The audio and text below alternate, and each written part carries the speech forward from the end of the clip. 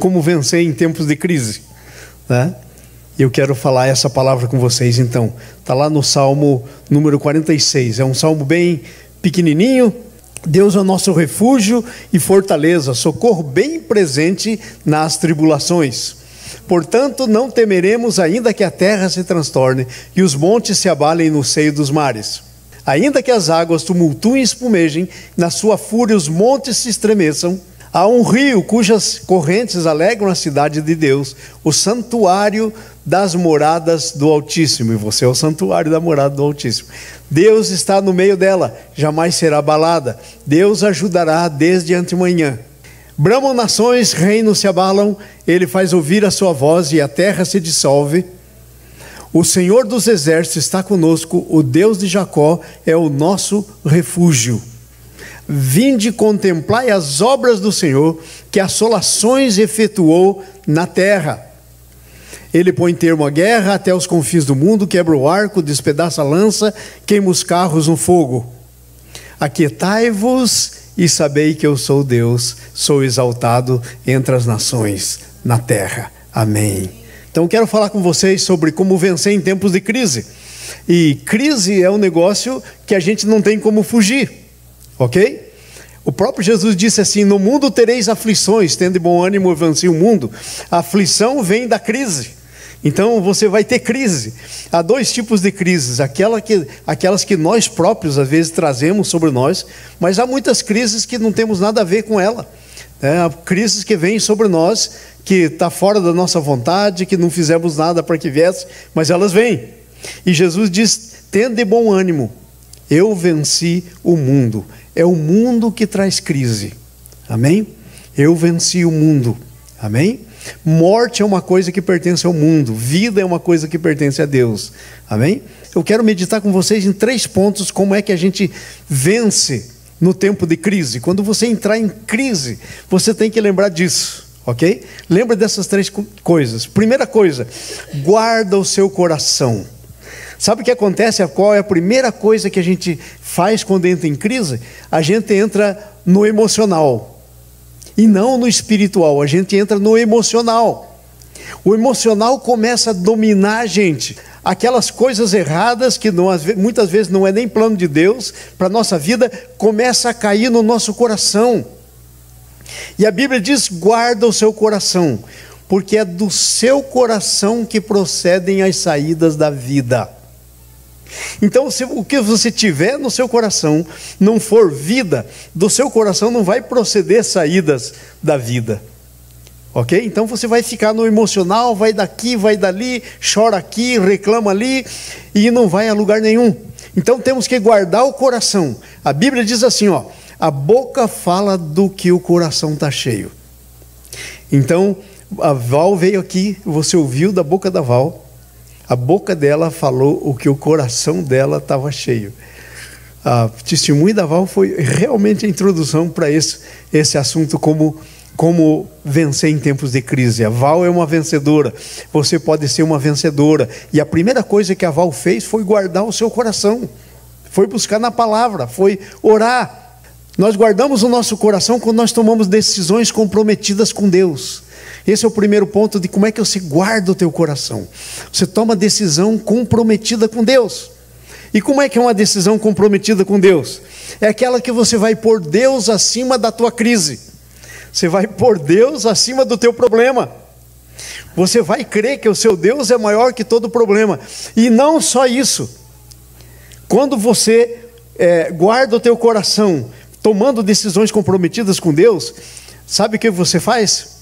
Você faz Deus o Senhor do problema. Você põe o problema aos pés de Jesus. Jesus disse assim: vinde a mim, vós todos que estáis cansados, sobrecarregados, e eu vos aliviarei. Tomai o meu jugo, porque o meu jugo é suave, o meu fardo é leve. Então é assim que a gente guarda o nosso coração. Primeira coisa, tomando decisões comprometidas com Deus. Ao invés de ficar se comprometendo com a história: olha o que aconteceu, olha aí isso, olha como minha mãe faleceu. Você se compromete com Deus. Toma uma decisão comprometida com Deus, a palavra de Deus. Por exemplo, a morte. Eu conheço pessoas que perderam pessoas queridas. E aí, sabe o que aconteceram? Não guardaram o seu coração e ficaram com medo de morrer terrível. Conheço história, acompanhei uma história, por exemplo, que essa pessoa, bem cristã, alguém faleceu de modo trágico na sua família, ela deixou medo entrar no coração. E eu estava quando essa pessoa faleceu. E sabe o que aconteceu? Essa pessoa não tinha paz para falecer, para encontrar com Jesus, porque deixou o medo. Deixou o medo, ao invés de se refugiar no Senhor e saber que a ida para Ele é uma promoção. A pessoa alojou medo no seu coração e ficava toda hora pedindo para ninguém deixar ela do lado, para segurar na mão. Então, temos que guardar o nosso coração do medo. Qualquer tribulação que você passar, deixa eu te dar essa dica para você. Qualquer tribulação que você passar não chega aos pés das tribulações que Jesus passou. E Ele passou todas as tribulações, todas, para poder entender você e ser teu socorro bem presente na tribulação. Ele te entende. Ele te entende. Há um versículo lá em Hebreus que eu acho tão impressionante. Ele nunca teve pecado. Ele nasceu sem pecado.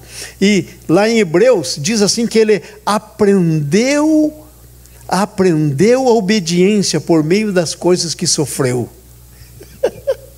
Ele aprendeu, ele teve que aprender, porque como Deus ele não conhecia nada disso. Como homem ele teve que aprender, porque também nasceu sem pecado e não conhecia, mas ele aprendeu. E ele fez isso. Ele se refugiou em Deus, em todas as suas tribulações. Esse é o modelo para mim e para você.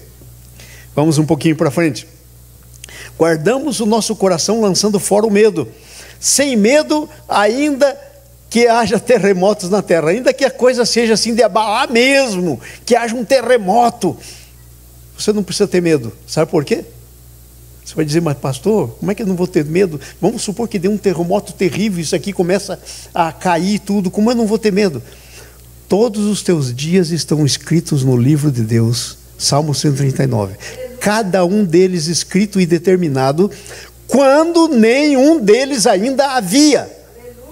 Então não pense que Deus não está vendo que há terremoto, não pense que Ele não tem uma mão poderosa para te salvar. Se o teu dia não chegou, você não vai com Ele, vai ter que ficar aqui. Sinto muito, né? Melhor é estar com Ele do que ficar aqui, mas vai ter que ficar aqui até que o dia que Ele escreveu no livro para você chegue, de você ter um encontro com Ele. Então é por isso que a palavra de Deus nos está dizendo assim: ainda que estremeça, ainda que os mares se tornem tempestuosos. Lembra dos discípulos no barquinho com Jesus? Jesus dormia, e é claro que se as ondas eram tão fortes daquele jeito, Jesus estava completamente molhado, mas nem a água podia despertar Jesus. Jesus estava dormindo, diz o texto. E os discípulos lutando. De repente eles vêm para Jesus e dizem assim: Senhor, o Senhor não se importa que a gente morra? Olha o tamanho da bobagem. Se eles morrem, quem ia morrer junto que estava com eles? Jesus. Ele não podia morrer no mar de jeito nenhum, ele tinha que morrer na cruz, senão não havia salvação para mim e para você. Eles despertam Jesus, e aí eles dizem: Senhor, não se te dá que morramos. Eu conheço até um hino bem antigo: não se te dá que morramos, podes assim dormir. Isso eu cantava baixo no coral, quando cantava esse hino. Entenderam? Pensamos que a nossa vida está solta. Ela não está solta. Ela não está solta. Jesus diz: nunca te deixarei, nunca te abandonarei. Então, apesar de as circunstâncias fazer a gente pensar que Jesus não está do nosso lado, Ele está. Porque Ele não está só quando a gente está consciente. Ele está todas as horas. Ele é o companheiro de todos os momentos da nossa vida. Amém? Então não interessa, guarda o seu coração, não deixa entrar aquilo que o inimigo quer pôr no seu coração, porque se você deixar entrar, ele põe e aquilo, o negócio vai crescer, e vai crescendo, e vai crescendo, e daqui a pouco acaba dominando a vida. Daqui a pouco acaba dominando a vida. Esse é o primeiro ponto que eu queria compartilhar com vocês: como vencer em tempos de crise, guardando o coração. O segundo ponto que eu quero compartilhar é orando profundamente. Irmãos, na hora da oração, Veja o exemplo de Jesus, que é o nosso exemplo. O que foi que Jesus fez quando chegou a hora mais terrível da vida dele? Que ele ia ser entregue para morrer, para ser açoitado, para passar tudo aquilo que vocês sabem de cor que ele passou. O que ele fez?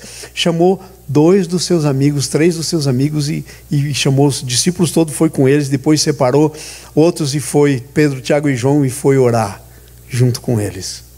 Agora, amados, se Jesus precisava disso, se essa foi a saída para Jesus, o que você acha que é a saída para você? É a oração. Mas existe um problema. E sabe qual que é o problema?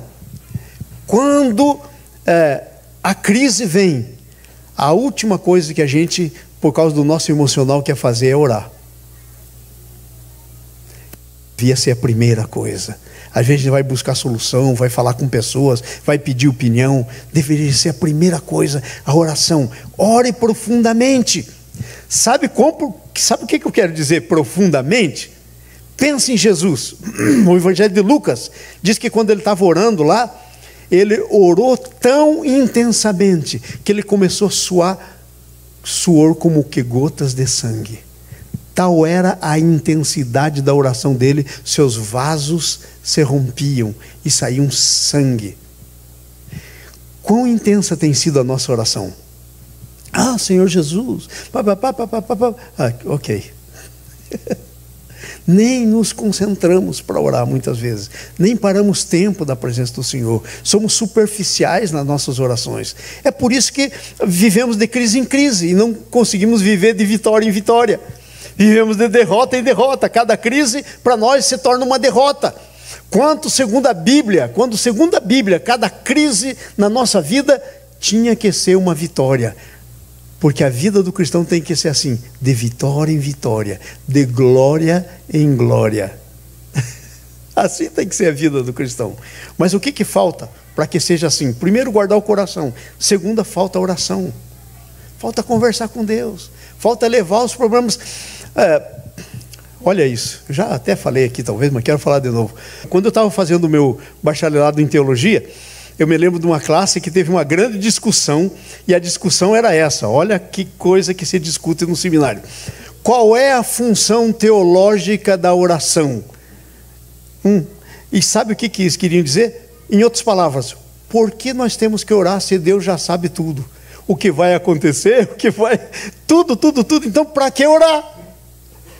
E sabe, a grande maioria segurou a ideia de que, como Deus é o nosso Deus e Ele sabe tudo sobre nós, a gente não precisa mais orar. A menos que Deus diz, confia, para de orar, aí você para. Sabia que Deus já falou isso comigo? Quando eu tive aquele câncer na bexiga, eu estava orando ao Senhor, e o Senhor diz, pode parar de orar, eu quero que você entregue. Confie a tua vida na minha mão. Alguns irmãos, a gente estava lá no outro edifício ainda, vieram me procurar, ficaram até bravos, porque do púlpito eu disse, irmão, se vocês quiserem orar por mim, pode orar, mas eu não vou orar. Eu fiz a coisa mais poderosa na linha do que Deus falou comigo. Ele disse, entregue e confie, e espere. Eu entreguei, confiei e esperei. Aí o médico foi tirar o câncer da minha bexiga e não estava mais lá. Você entendeu? Não veio crise sobre a minha vida. Não veio crise. E sabe, quando você faz isso, quando você guarda o seu coração, e quando você começa a orar e confiar, porque não é uma oração só de dizer para Deus, mas é uma oração de pôr a coisa na mão de Deus, de pôr a crise na mão de Deus. Sabe o que acontece? Em meio à crise, Ele começa a te usar. Eu estava lá, o médico me operando, não achou nada, e aí eu não sabia, né? Estava na anestesia ainda, naqueles bootzinhos, aqueles negocinhos de tecido que eles têm separando, eles põem a gente lá para recobrar, e fica uma enfermeira lá olhando se a gente volta mesmo da anestesia, né? Porque na anestesia a gente entra em coma. Anestesia, em outras palavras, é botar você em coma. É isso que é anestesia. Então eles ficam lá esperando para você voltar do coma. E eu estava assim, todo assim, começando, assim, bem de longe, assim, a enfermeira estava bem do lado, assim, eu pude ver o tag name dela, o nome dela aqui, no crachá, e era Kisha, o nome dela. Nunca mais vou esquecer. E Kisha. Quando eu li assim, mal, assim, um olho que mal podia abrir, eu li Kisha. Sabe o que aconteceu comigo? Deus fez um download sobre a vida da Kisha. E Deus falou, ela vai se matar amanhã. Ela, enfermeira, está preparando um coquetel para se suicidar. Porque ela pensa que ela não é amada, ela pensa que eu não estou com ela é cristã, mas ela pensa tudo isso, e eu fiquei espantado, e olhei para ela assim, se enxergar direito a Kisha, e comecei a dizer, Kisha, é mentira do diabo, e você tem que parar com essa história de se preparar para se matar amanhã. Você não vai se suicidar no nome de Jesus, porque você é amada. E aí de repente eu já estava mais consciente, e falei, peraí, estou dizendo tudo isso para ela, mas será que ela está aceitando? Eu disse, Kisha, você está entendendo o que eu estou dizendo? Ela, chorando, falou, sim, estou entendendo tudo. Aí eu disse, que bom que você é cristã, que bom que você é cristã e está quebrantada. Ele falou, não, eu não estou quebrantado porque eu sou cristã, mas eu não estou quebrantado por causa disso. Eu falei, não? Ela falou, não, eu estou quebrantado porque eu sou enfermeira, eu sei das coisas. Nesse estágio teu da anestesia, tua língua não podia falar palavra nenhuma. E você está falando tudo isso. É impossível para você estar falando as palavras que você está falando para mim. E aí, nesse ponto, fomos interrompidos porque chegou o médico. Mas foi um negócio tremendo. Então Deus te usa. Deus quer que você seja vitorioso na crise e quer te usar. Ainda que você esteja meio grogue de anestesia, Ele quer te usar. Ele quer te usar. Que coisa tremenda, né? Outra coisa que está aí no versículo 10, né? As melhores decisões acontecem numa atmosfera de oração. Às vezes nós temos decisão boba. Fala comigo se você quiser fazer decisão boba. Ai, como eu tenho feito tanta decisão boba. E sabe por quê? Você pensa que eu estou pregando para vocês? Eu estou pregando primeiro para mim. Essa palavra aqui é para mim. Uma atmosfera de oração. As melhores decisões são aquelas que você faz numa atmosfera de oração. Aquietai-vos. E sabe, a única coisa que aquieta a tua alma é quando você se dobra perante o Senhor e quando começa a orar ao Senhor, aquietai-vos e sabei que eu sou Deus. Então você se aquieta nesse ambiente de profunda oração, a tua alma se aquieta. Davi entendeu bem isso, ele dizia, entra no teu sossego, minha alma. Porque a alma ficava agitada, ele botava a alma dele no sossego. Então, você faz essas decisões, assim quando você aquieta e sabe que Ele é Deus. As melhores decisões nascem de uma contemplação das obras de Deus, versículo 8, por favor. Olha o que está escrito aí.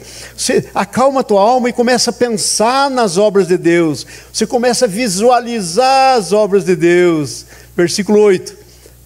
Vinde, contemplai as obras do Senhor. Até aí. Tanta obra que o Senhor já fez na minha vida, já fez na tua, que o Senhor usou minhas mãos para fazer, que eu já vi, que quando eu olho, tudo que eu vejo. Vocês entenderam? Vinde e contemplai. Agora, contemplação, você só consegue ter na hora da oração. De outro jeito, não. Outro jeito, você fica desviando, tua mente vai para lá, vai para cá, você fica desfocado. Mas na hora da oração, você se concentra.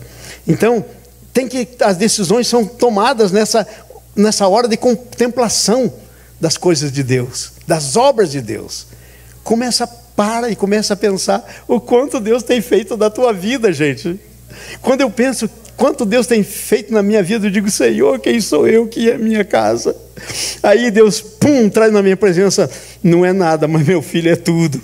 E Ele que fez tudo isso por você e para você. Aleluia, glória a Deus. E a última coisa que eu quero dizer aqui, versículo 11, o Senhor dos exércitos está conosco. Diga comigo, o Senhor dos exércitos está conosco. Está falando de um relacionamento com Ele. Se Ele está com você, você está em relacionamento com Ele. As melhores decisões tuas vêm de um relacionamento com Ele.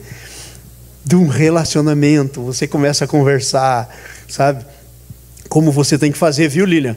Pôr a mão assim na sua barriga, orar por esse bebê, conversar com ele, declarar a palavra de Deus sobre ele, dizer você é uma bênção. Do mesmo jeito você tem que falar com o teu Deus, assim, com essa intimidade. Porque sabe por quê? Porque o teu Deus vive em você, assim como o teu filhinho vive em você. Às vezes a gente esquece disso. Às vezes a gente esquece. Então, são essas coisas. Primeiro, guarda o teu coração. Depois, ore profundamente. E, finalmente, a última coisa aqui, já estamos encerrando, né? Mergulhe na palavra de Deus. Ah, a palavra de Deus. Se você ler o Salmo 119, é tudo sobre a palavra de Deus. Leia o Salmo 119, o salmo mais comprido da Bíblia. O capítulo mais comprido que tem na Bíblia é o Salmo 119. É o capítulo todinho sobre a palavra de Deus e o que ela faz. Quando você mergulha na palavra de Deus, as coisas começam a mudar. Nossas melhores decisões refletem os nossos valores que devem vir da palavra de Deus. Se você mergulhar na tua palavra, na palavra de Deus, teus valores virão da palavra de Deus. Você vai começar a viver através da palavra de Deus. E deixa eu encerrar dizendo aqui duas coisinhas para você.